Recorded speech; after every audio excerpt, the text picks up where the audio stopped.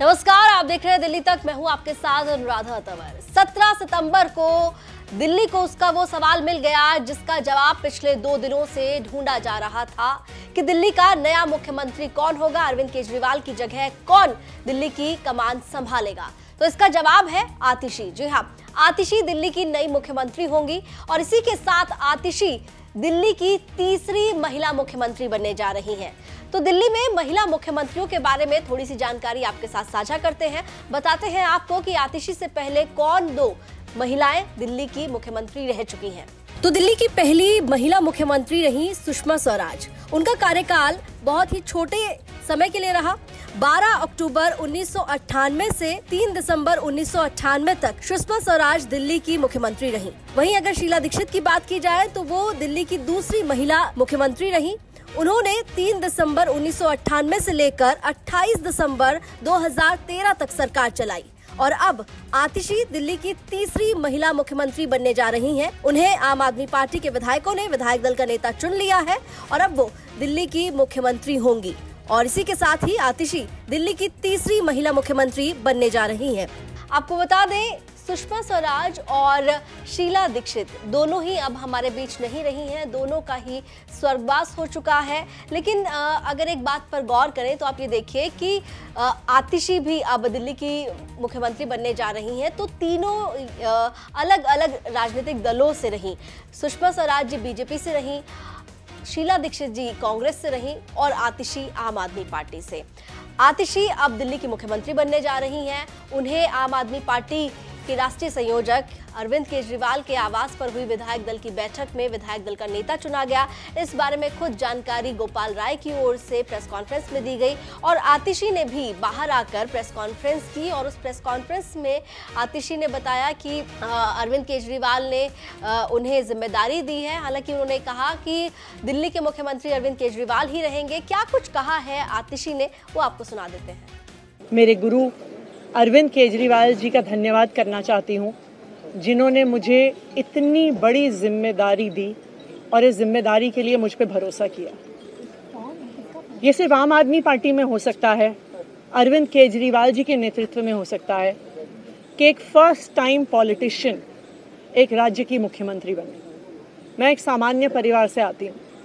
शायद किसी और पार्टी में होती तो चुनाव की टिकट भी नहीं मिलती, लेकिन अरविंद केजरीवाल जी ने मुझ पे भरोसा किया, मुझे विधायक बनाया, मुझे मंत्री बनाया और आज मुख्यमंत्री बनने की जिम्मेदारी दी है। मैं खुश हूँ कि अरविंद केजरीवाल जी ने मुझ पे इतना भरोसा किया है। लेकिन जितना सुख आज मेरे मन में है, आज उससे बहुत ज़्यादा दुख भी मेरे मन में है। दुख इसलिए कि दिल्ली के लोकप्रिय मुख्यमंत्री मेरे बड़े भाई अरविंद केजरीवाल जी आज इस्तीफा दे रहे हैं। मैं आज ये ज़रूर कहना चाहती हूँ आम आदमी पार्टी के सभी विधायकों की तरफ से, दिल्ली की 2 करोड़ जनता की तरफ से, कि दिल्ली का एक ही मुख्यमंत्री है और उस मुख्यमंत्री का नाम अरविंद केजरीवाल है। भारतीय जनता पार्टी ने पिछले 2 साल से अरविंद केजरीवाल जी को परेशान करने की, उनके खिलाफ षड्यंत्र रचने की कोई कसर नहीं छोड़ी। एक ऐसा आदमी जो अपनी IRS कमिश्नर की नौकरी ठुकरा सकता था, एक ऐसा आदमी जो एक नई पॉलिटिकल पार्टी से पहली बार चुनाव लड़के मुख्यमंत्री पद से इस्तीफा दे सकता था, ऐसे आदमी पर, ऐसे ईमानदार आदमी पर भारतीय जनता पार्टी ने भ्रष्टाचार के आरोप लगाए, झूठे केस किए, फर्जी केस किए, अपनी एजेंसीज ED को, CBI को उनके पीछे छोड़ दिया, उनको झूठे मुकदमे में 6 महीने तक जेल में रखा। आखिरकार सुप्रीम कोर्ट ने उन्हें जमानत दी और सुप्रीम कोर्ट ने सिर्फ उनको जमानत नहीं दी, सुप्रीम कोर्ट ने केंद्र सरकार के मुंह पे तमाचा मारा, उनकी एजेंसीज के मुंह पे तमाचा मारा। उन्हें कहा कि इनकी एजेंसीज, केंद्र सरकार की एजेंसीज एक पिंजरे में कैद तोते की तरह हैं और अरविंद केजरीवाल जी की गिरफ्तारी गलत थी। अगर अरविंद केजरीवाल जी की जगह कोई और मुख्यमंत्री होता, कोई और नेता होता, तो वो 2 मिनट नहीं सोचता मुख्यमंत्री की कुर्सी पे बैठने के बारे में। लेकिन अरविंद केजरीवाल जी ने वो किया जो आज तक इस देश का इतिहास तो छोड़िए, शायद दुनिया के इतिहास में किसी नेता ने ना किया हो। उन्होंने कहा कि मेरे लिए सिर्फ सुप्रीम कोर्ट का फैसला काफ़ी नहीं है, मैं जनता की अदालत में जाऊंगा। जब दिल्ली की जनता मुझे कहेगी कि हम तुम्हें मुख्यमंत्री के रूप में देखना चाहते हैं, जब दिल्ली की जनता कहेगी कि तुम ईमानदार हो, तब मैं मुख्यमंत्री की कुर्सी पे बैठूंगा। मुझे नहीं लगता कि हमें लोकतंत्र के इतिहास में ऐसा कोई त्याग का उदाहरण मिलेगा जो आज अरविंद केजरीवाल जी ने देश के सामने रखा है। दिल्ली भर में लोग बहुत दुखी हैं अरविंद केजरीवाल जी के इस्तीफे से।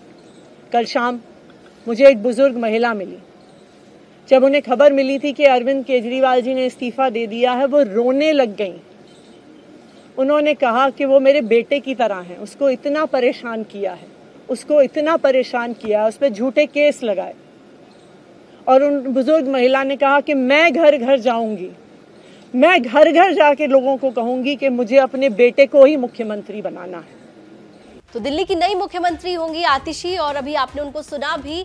आतिशी इसी के साथ ही तीसरी दिल्ली की महिला मुख्यमंत्री भी बनने जा रही हैं।